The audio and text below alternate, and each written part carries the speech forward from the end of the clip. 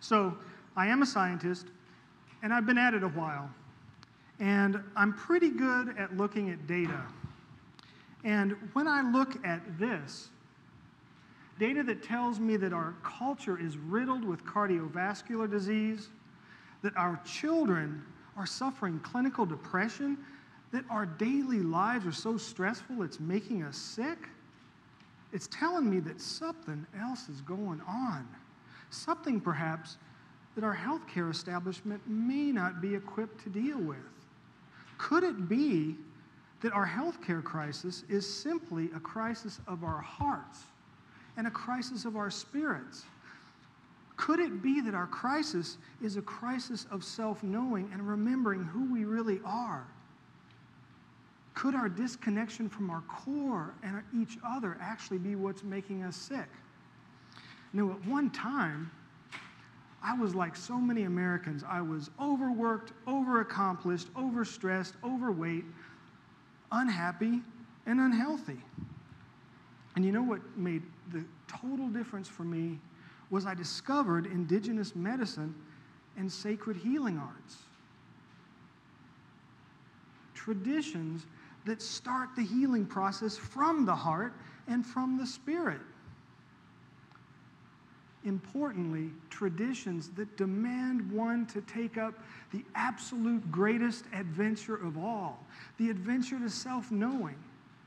So, what I want to share with you tonight is a story from one of my adventures, deep into the northern Amazon, where I was lucky to meet the happiest and healthiest people that I have ever encountered, the sequoias. The sequoias are absolutely renowned as healers. Their knowledge of plant medicine is second to none. Their entire culture and life revolves around ancestral wisdom and ceremony. And I'll tell you something. The word barbarian doesn't begin to describe how I felt about myself and the culture I came from after only a few days with these remarkable, gentle, wise, and elegant people.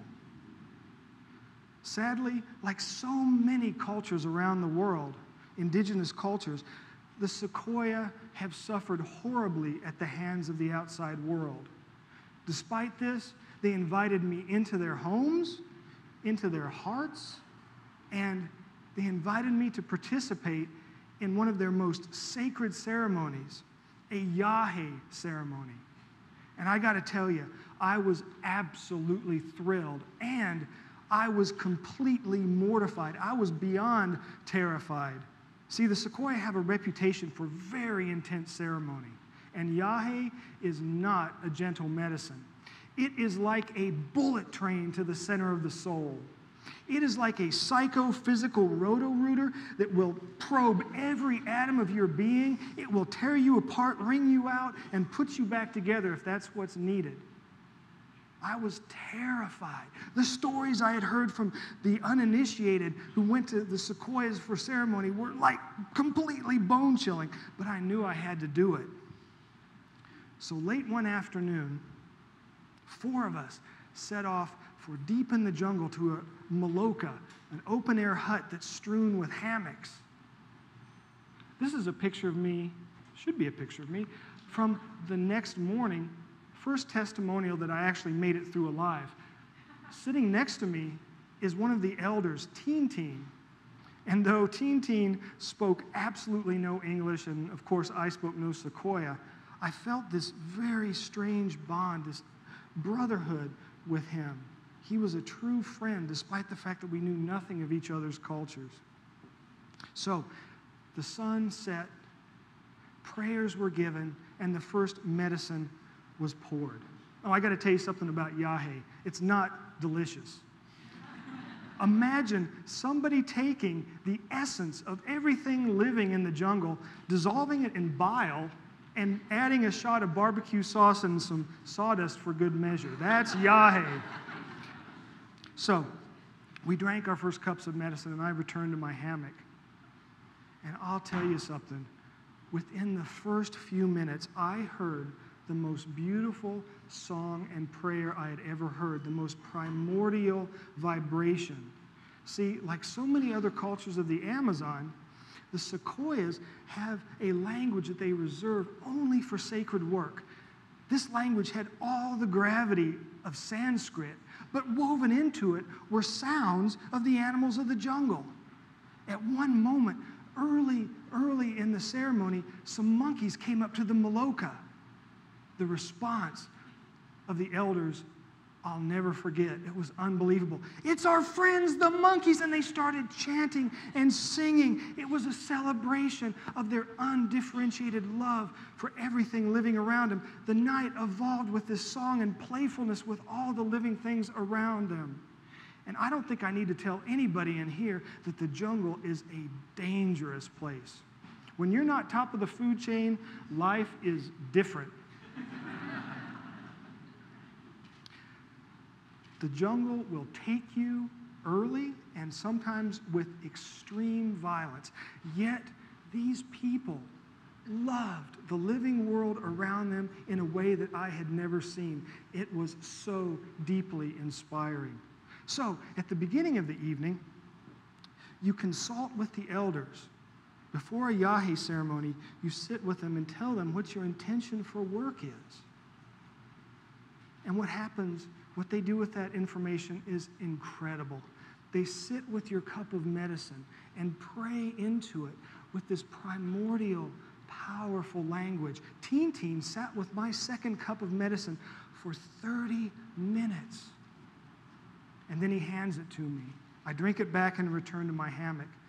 Much to my surprise, everything fell into a primordial darkness. And then, bam, like a light switch going off, I found myself in a giant IMAX theater. And I'm like, what is going on? But it wasn't a normal IMAX theater. It wasn't an IMAX theater of the stuff that we're used to, concrete and plastic and steel. No, this was a jungle IMAX theater. It was made of bamboo. The walls were carpeted with leaves from the jungle. Looking around in complete bewilderment, I finally find Teen sitting there on my right. Our eyes meet, and he says, "Oh, good, you can see me." And I'm like, whoa, yeah, whoa, what is going on here? And he goes, "Oh, good, you can hear me. Now let's get to work."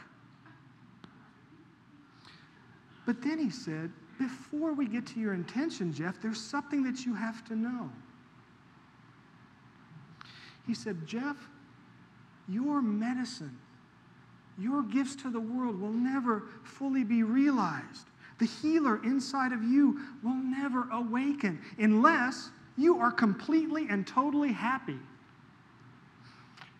Not happy with who your ego is telling you you are, not happy with the mythologies that you've created about your past and your future, not happy with all that stuff you use to prop yourself up when things aren't going well, happy in your absolute nakedness as you sit here next to me right now. Or it's not going to work, Jeff. It's not going to work." And then he said, pointing to the giant screen in front of us, "Watch this." At that moment, every image that I had ever known as beautiful, as profound or comforting, came flying out of that screen over my body and completely and utterly dissolved me into it. I was nothing. I was completely one with all of that beauty. The message, my friends, was so incredibly clear. How, amidst all of this beauty, could you possibly be unhappy? Pay attention, pay attention, pay attention. And then splayed out in front of me as if someone took my insides and spilled them out all in front, I saw all those things that were keeping me from being happy. I knew at that moment I would leave that jungle a different man. And then what's more is after that, he spent the next 3 hours teaching me around my intention like a learned scholar. When it was done, bam, we were back in the Maloka. I looked at my watch. 10 minutes had passed, and I saw Teen across the Maloka smiling at me like a Cheshire cat. Good boy, you got it. You heard the message. It has been adventures like these that have challenged me to go deep inside, to face the darkness, to face uncertainty, to face even the possibility of my own death. It's been adventures like these that have challenged me to shed all those things that don't serve me, those attachments, those negative thought forms. And you know something? I'm still a shedding. But I'll tell you one thing. I realize now those things were keeping me from being happy. They were keeping me from being healthy. Some of them were even making me sick. You see, it's common knowledge among the ancient medicine traditions of the world that unresolved trauma, unhealthy thought forms and attachments, if not addressed, over time will become dense and find a home in your physical body, leaving a gateway open for illness, for disease, even death. Carry this message forward. We are not machines. We are not automobiles we simply take to the mechanic when we need fixing. The greatest source of inspiration, the greatest source of transformation will never be put into a pill. The good news is that there are more and more ways all around us now to jump on that great adventure, to take risks. The medicine is flooding into our borders because the ancient ones know we need it. So get involved.